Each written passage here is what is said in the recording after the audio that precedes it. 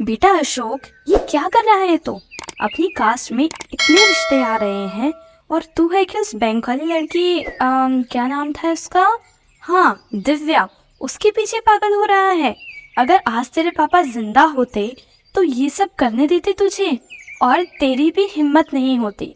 देख बेटा, वो लड़की तेरे लायक नहीं है। माँ, मैं कौन सा हीरो दिखता हूँ? अब हम दोनों एक दूसरे को पसंद करते हैं। वो भी एक समझदार, अच्छी पढ़ी लिखी लड़की है और फिर बैंक में नौकरी भी करती है। घर चलाने में आसानी होगी माँ, इसमें क्या प्रॉब्लम है? हम्म ये तो सही बात है बेटा।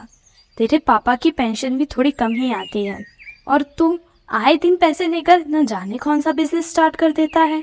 ये तो भगवान ही जाने। अब नहीं लूंगा माँ, कमाई करने वाली बीवी जो आ रही है। थोड़े ही दिनों बाद अशोक और दिव्या की शादी हो जाती है। सब ठीक ही चल रहा था। दिव्या सुबह ऑफिस जाती थी, शाम को आती थी और घर में पैसे भी दे रही थी, जिससे घर खर्च भी चल रहा था। अशोक और उसकी माँ भी उसे घर के काम करने के लिए नहीं बोलते थे। लेकिन बहू, तुम बहुत थकी हुई लग रही हो। जाओ 2 कप चाय बना लो, हम दोनों चाय पीते पीते बात करेंगे। हाँ माँ जी, ये तो मैं भी सोच रही थी, पर मुझे किचन का काम करना अच्छा नहीं लगता। एक काम करो, आप ही 2 कप चाय बना लो, फिर बातें करते हैं। दिव्या को शायद घर के काम करने की आदत नहीं है। कोई बात नहीं, मैं सिखा दूंगी। उसी दिन दोपहर में अरे बहू, मैं थोड़ा पड़ोस में जा रही हूँ, कुछ काम याद आ गया है। कैसा काम? अरे पड़ोस वाली आंटी जी के पास थोड़ा काम है। तू ना कुकर की 2 सीटी आने के बाद उसे बंद कर देना। आपका दिमाग तो ठीक है। पता है ना, आज संडे है। आज तो मुझे आराम करने दो, मैं नहीं कर रही कोई काम। दिव्या अब रोजाना ही ऐसे करती थी। अपनी सास के साथ नौकरों से भी बुरा बर्ताव करने लगी थी और अशोक से भी कुछ ज्यादा अच्छे से बात नहीं करती थी। अशोक को सब पता था, मगर वो कर भी क्या सकता था। एक दिन दिव्या अशोक के साथ मॉल जाती है। वहाँ उसकी नज़र एक अमीर युवक रॉनी पर पड़ती है। रॉनी अपने कुछ दोस्तों के साथ बात कर रहा था। वह इतना हैंडसम था कि कोई उसे देखे तो बस देखता ही रह जाए। अगले दिन दिव्या फिर से मॉल जाती है। वहाँ उसे रॉनी फिर से दिखाई देता है। दिव्या ने उससे बात करना शुरू किया। सुनिए, आप कल भी यहाँ आए थे ना? मैंने आपको देखा था। जी हाँ, मेरा ऑफिस यही इस मॉल में है। मैंने भी आपको देखा था। शायद आप अपने भैया के साथ आए थे, है ना? नहीं नहीं, वो मेरे पति थे। अच्छा, तो आप मैरिड हैं। आपके हस्बैंड क्या करते हैं?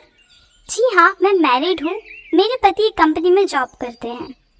अब दिव्या और रॉनी की बातों का सिलसिला आम हो गया था। वह रोज ही मिलने लगे थे। रॉनी का रहन सहन और धन दौलत ने दिव्या को बहुत प्रभावित किया था। अब उनकी नज़दीकियाँ भी बढ़ने लगी थी। रॉनी के साथ अच्छे होटल्स में जाना, महंगी गाड़ियों में घूमना, गिफ्ट लेने देने का दौर अब स्टार्ट हो गया था। एक दिन अशोक ने दिव्या के गले में महंगा सा हार देखा तो पूछ लिया, दिव्या, ये इतना महंगा हार कहाँ से ले आई? मुझे बताया तक नहीं। पहले तो दिव्या घबरा गई, मगर उसने बात संभालते हुए बोला, तो क्या हुआ? मेरी नौकरी, मेरा पैसा, मेरी कमाई, मैं कैसे भी खर्च करूं? अशोक दिव्या से बात करता तो बहुत अजीब लगने लगा था। अब दिव्या ने रॉनी से कहा, रॉनी, अब हमारा मिलना मुश्किल लग रहा है। मेरे पति को मुझ पर शक होने लग गया है। तुम मुझे पहले क्यों नहीं मिली दिव्या? मैं तुमसे ही शादी करता, फिर कोई रोकने वाला भी नहीं होता। तो अब क्या हुआ?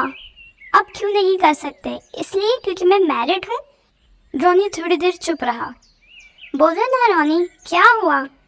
कर तो सकता हूँ, पर तुम क्या मेरे लिए अपने पति को छोड़ सकती हो? बुला सकती हो उसे? नहीं कर सकती ना? तो जैसा चल रहा है वैसा चलने दो। अब दिव्या ने अपने पति से तलाक मांगना शुरू कर दिया, मगर अशोक ने उसे तलाक देने से साफ मना कर दिया। कुछ ही दिनों में दिव्या ने अपनी सास और पति को परेशान करना शुरू कर दिया। वह उनसे और भी ज़्यादा काम करवाने लगी थी। पैसा देना भी कम कर दिया था। दिव्या को किसी भी मौके की ज़रूरत नहीं होती थी कि वह अपने पति और सास को परेशान करे। फिर भी उसकी सास उसे कुछ नहीं बोलती थी और इसलिए उससे झगड़ने का मौका भी नहीं मिल पाता था। अरे इनको तो कोई फर्क ही नहीं पड़ता, अब मैं इन लोगों का जीना हराम कर दूंगी। अब दिव्या ने अपनी सास और पति की जान से खेलना शुरू कर दिया। एक दिन उसने सीढ़ियों पर तेल गिरा दिया और उसके कारण उसकी सास सीढ़ियों से फिसल गई और उनका एक पैर फ्रैक्चर हो जाता है और वह महीने बिस्तर पर पड़ी रहती है। अब तो वो सबके खाने में नशे की दवाइयाँ तक मिलाने लग गई थी। एक दिन उसकी सास ने फैसला किया। देखो बेटा अशोक, एक दिन तुम्हारी बीवी किसी न किसी की जान ही ले लेगी। उससे पहले ऐसा हो तो उसे तलाक दे दो। लेकिन माँ, लोग क्या कहेंगे? मैं उससे बहुत प्यार करता हूँ। बेटा, दिव्या की नज़रों में तेरे प्यार की कोई कीमत नहीं है, तो उसे चाहकर भी नहीं रोक सकता। पहले ही तुझसे दूर जा चुकी है। ज़बरदस्ती रोकने का कोई फ़ायदा नहीं है। उसे बस तलाक के पेपर पे साइन चाहिए, इसलिए वो यहाँ रुकी है। किसी दिन कोई अनहोनी ना हो जाए बेटा। माँ के समझाने के बाद अशोक मान जाता है और दूसरे ही दिन कानूनी तौर पर दोनों तलाक ले लेते हैं। दिव्या उस दिन बहुत खुश थी, मगर अशोक बहुत उदास था। उसे दिव्या के साथ बिताए हुए सारे पल याद आ रहे थे। दिव्या को तलाक देने के बाद उसने कहा, दिव्या, ये हमारी आखिरी मुलाकात है।